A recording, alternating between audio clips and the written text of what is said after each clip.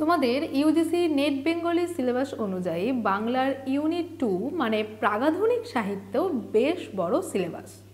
ফলে তোমরা পরীক্ষায় বেশিরভাগ সময়ই ইউনিট 2 এড়িয়ে যাও, কিংবা প্রাগাধুনিক সাহিত্যের এত বড় সিলেবাসের কোনটা পড়বে কতটা পড়বে বুঝতে পারো না।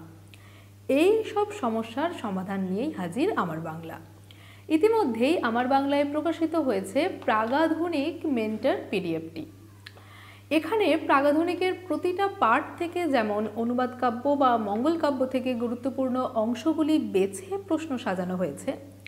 শুধু তাই নয়, নতুন ইউজিসি নেট প্যাটার্ন কোন বিষয়ের কোন কোন প্যাটার্নে প্রশ্ন করছে সেগুলোও তুলে ধরা হয়েছে প্রাগাধুনিক মেন্টর পিডিএফটিতে।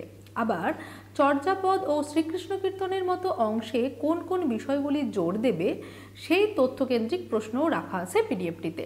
তাহলে আর দেরি কেন?